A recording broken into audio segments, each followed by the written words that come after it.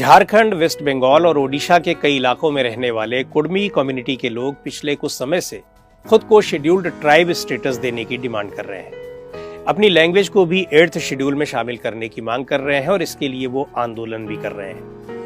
आज के news and views में हम इसी कुडमी कम्युनिटी के बारे में चर्चा करेंगे और साथ में ये चर्चा भी कि शेड्यूल्ड ट्राइब्स सूची में किसी कम्युनिटी या कास्ट को इंक्लूड करने का प्रोसीजर क्या है और ऐसा होने का इम्पैक्ट क्या है। कुडमी लोग खासकर पीजेंट कम्युनिटी के हैं, खेती करते हैं और इनकी ज्यादातर पॉपुलेशन वेस्ट बंगाल के छोटा नागपुर प्लेटू एरिया यानी जंगल महल एरियाज, झारखंड और ओडिशा में रहती है। हालांकि कुडमी कम्युनिटी के कुछ लोग आसाम और वेस्ट बंगाल के नॉर्दर्न इलाकों में भी रहते हैं। ये लोग छोटा नागपुर इलाके से ही माइग्रेट करके वहां पहुंचे हैं। ब्रिटिश रूल के दौरान ये लोग शेड्यूल्ड ट्राइब क्लास में थे, यानी इन्हें एब ओरिजिनल कम्युनिटी लिस्ट में रखा गया था और इन्हें मुंडा, ओरांव, भूमिज, खड़िया, संथाल और दूसरी कम्युनिटीज की तरह प्रिमिटिव ट्राइब माना जाता रहा।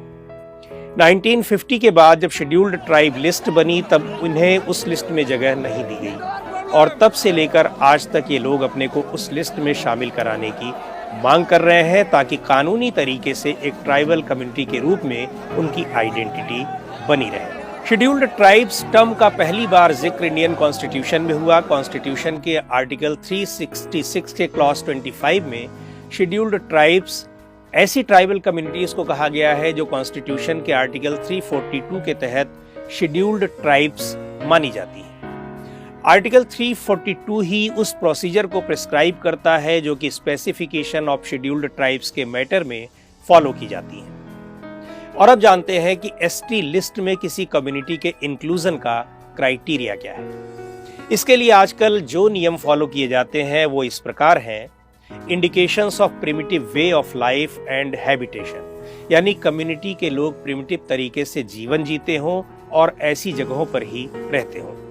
Distinctive culture, geographical isolation, shyness of contact with the community at large and general backwardness in all respects।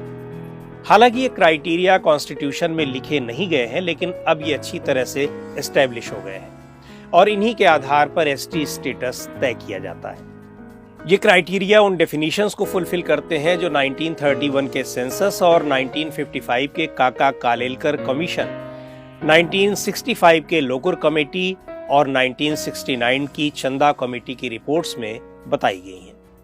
मार्च 2022 में सुप्रीम कोर्ट ने कहा था कि वो इस बारे में फुल प्रूफ पैरामीटर्स फिक्स करना चाहता है जिससे कि ये तय हो सके कि कोई व्यक्ति शेड्यूल्ड ट्राइब कम्युनिटी को बिलोंग करता है या नहीं। सुप्रीम कोर्ट ने इस मैटर को लार्जर बेंच को रेफर कर दिया था।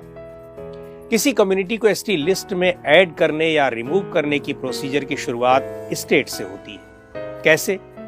इसके लिए कंसर्न्ड स्टेट गवर्नमेंट और एडमिनिस्ट्रेशन कुछ कम्युनिटीज को अपने डिस्क्रिशन से चुनकर रिकमेंड करती है।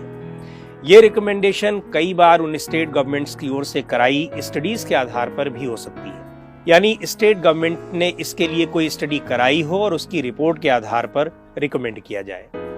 इसके बाद ये proposal union ministry of tribal affairs को भेजा जाता है। फिर मिनिस्ट्री इन प्रपोजल्स को एग्जामिन करती है और इन्हें registrar general of India RGI के पास भेज देती है।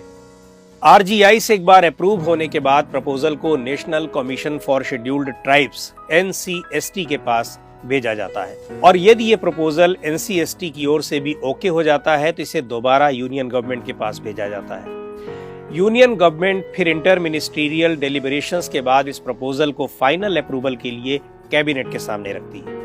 इसके बाद ये मैटर पार्लियामेंट में कॉन्स्टिट्यूशन ऑर्डर को अमेंड करने के लिए एक बिल के रूप में रखे जाते हैं। कॉन्स्टिट्यूशन के आर्टिकल 342 के क्लॉज 1 के तहत जो प्रेसिडेंशियल नोटिफिकेशंस इशू किए जाते हैं वो कॉन्स्टिट्यूशन ऑर्डर्स के तौर पर ही इशू किए जाते हैं। यदि बात करें कि अब तक कितनी शेड्यूल्ड ट्राइब्स आइडेंटिफाई की जा चुकी है तो कॉन्स्टिट्यूशन के आर्टिकल 342 के तहत अब तक 700 से ज्यादा 700 से ज्यादा ट्राइब्स को नोटिफाई किया जा चुका है।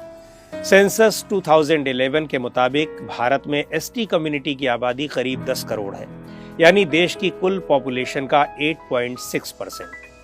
मेन ट्राइबल कम्युनिटीज की सबसे ज्यादा संख्या 60 से भी ज्यादा ओडिशा में है।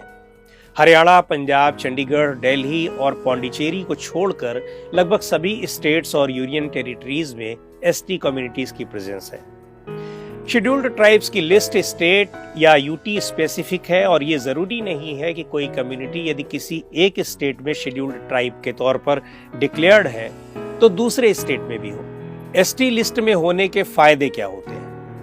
सबसे पहले तो कॉन्स्टिट्यूशन के आर्टिकल 15(4) के तहत एजुकेशनल इंस्टीट्यूशन में और आर्टिकल 16(4), 16(4)A और 16(4)B के तहत पोस्ट्स और सर्विसेज में रिजर्वेशन मिलता है।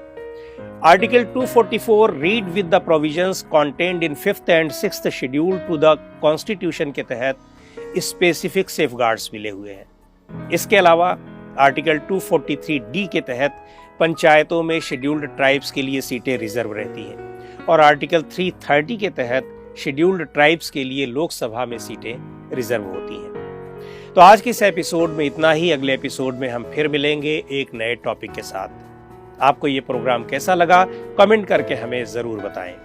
आप अपने सुझाव भी हमें भेज सकते हैं।